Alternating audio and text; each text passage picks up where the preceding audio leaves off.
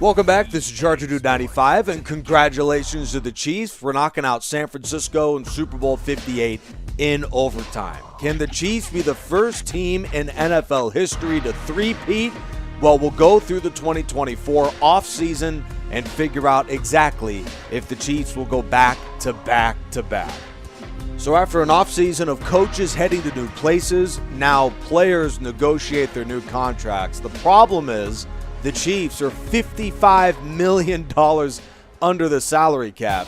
The Chiefs were unable to acquire L'Jarius Sneed, so Denver picked them up, and with Russell Wilson and company, Patrick Surtain at a 97 overall, the Broncos will be a major threat for the Chiefs to go three-peat in the NFL. Well, the Patriots were desperate for some boost on offense with the horrible Mac Jones behind center. So how about Amari Cooper to catch some of his wayward, wobbly passes as the Patriots try to win a little bit more in the 2024 season. This wasn't a free agent acquisition, but Joey Porter Jr. is already the fourth best player on the Steelers. Pittsburgh just always figures out a way to grab superstars on the defensive side. And Pittsburgh is in great hands if Mike Tomlin stays a while for the Steelers coming up in the next few years. You know, the big topic of the offseason was that Derrick Henry's going to be gone. I think he got cold feet in the offseason. He's back with Tennessee to play for the Titans. Not a lot of big free agent moves for San Francisco, but they kept everybody. Look at this all-star lineup for the 2024 season. It should be an incredible year for the Niners, and they may just meet the Chiefs in the Super Bowl again. All right, the Chiefs whiffed in the draft. Their best player, receiver Aiden Mundy out of Texas A&M, a 74 overall. His speed isn't half bad, but if you look at the rest of the ratings, I mean, super underwhelming. 79 catch in traffic. You better not get hit at all. I mean, they needed guys that can catch, so of course they grab a guy that can't really catch at all. And here's the remaining of the list. In fact, it's even better than the receiver they drafted later in Stephen Wayne. A super underwhelming draft class for the Chiefs. Meanwhile, the team that they just beat in the Super Bowl, the Niners, not a knockout draft, but they do acquire another ETN kid, the center out of Michigan, at 79 overall. Well, the Bears moved down to the second pick. Chase Corner is grabbed at 80 overall for the Bears. But check out all of these players that should be difference makers for Chicago in the near future.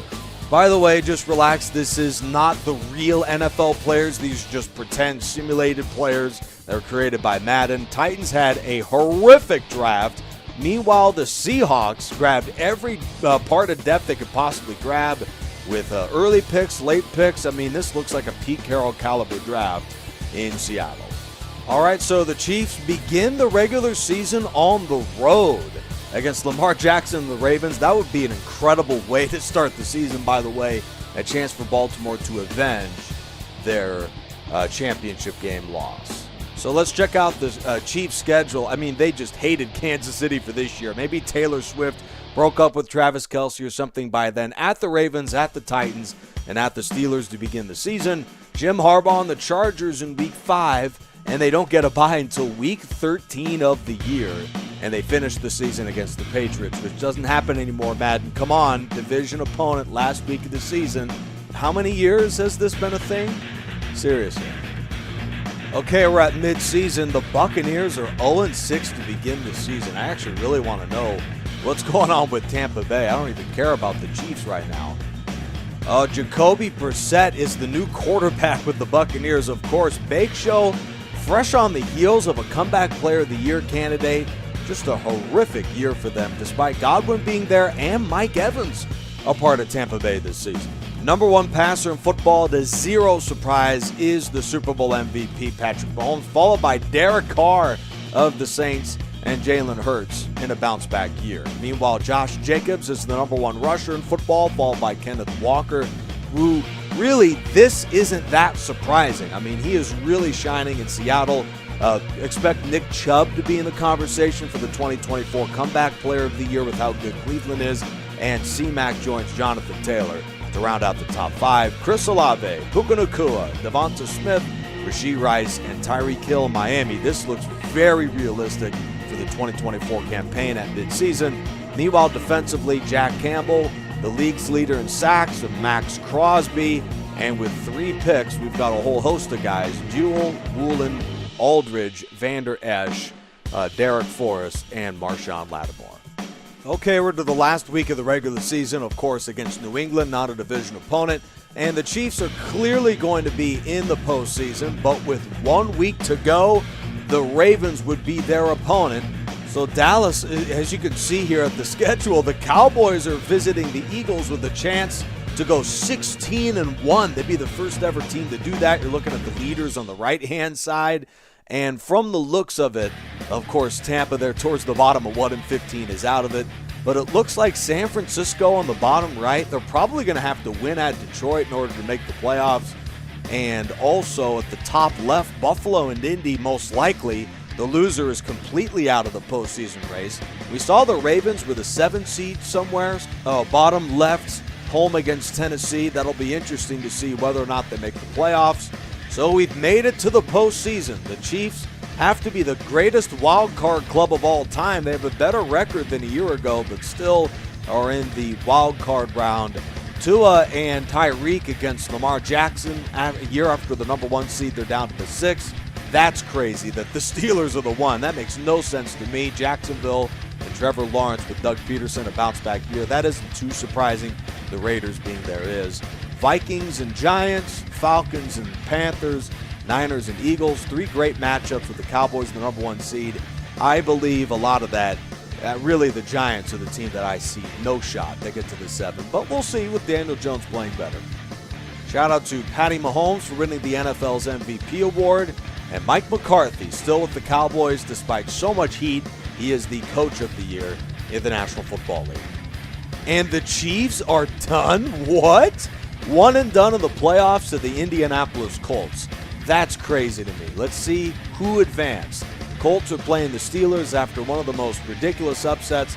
I am totally surprised. What an absolute embarrassment. Whatever, man. Patrick Mahomes loses to Anthony Richardson at home after a 13-4 season. Make it make sense to me. That makes a little bit of sense to me. I mean, come on, man. I get it. Upsets happen, but this is just stupid. This is just downright idiotic. So the season is over, an anticlimactic end to this series, but Patrick Mahomes does win the AFC Pro Bowl spot along with Lamar Jackson and Kenny Pickett. Kenny Kitten Mittens Pickett, seriously? And on the left, Jalen Hurts, Jordan Love, and Bush. He's got to be some rookie that was drafted 76 overall because that makes sense. Josh Jacobs, Nick Chubb, Jonathan Taylor on the right, Walker, McCaffrey, and Robinson on the left. I got to be honest, I'm not mad at any of those running back positions. Rashee Rice and Brandon Ayuk, Nico Collins and Puka Nacua, Chris Olave and Jamar Chase, Justin Jefferson, Devontae Adams, and Pickens and Smith. I got to be honest, I love most of who got put into the draft here. What you're going to get. As you can see on the right, it's the Dolphins and the Cowboys for Super Bowl 59.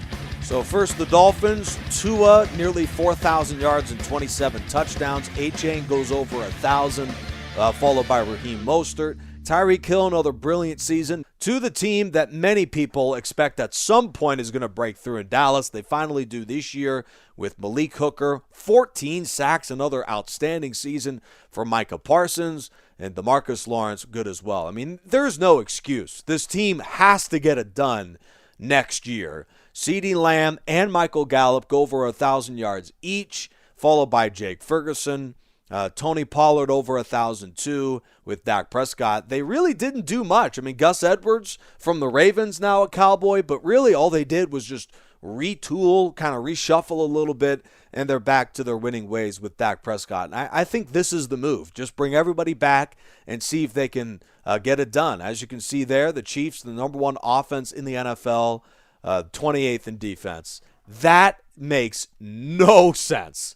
And the Cowboys knock out the Dolphins. First Super Bowl since 1995. Incredible for the Dallas Cowboys, and this must have been some football game. No longer does Madden have scoring summaries because of course, but for now, the Chiefs, reigning Super Bowl champs, now are on watch to three-peat for the first time in NFL history. And for all the incredible people behind the scenes that make this stuff happen, I am Charger Dude 95. We'll see you next time.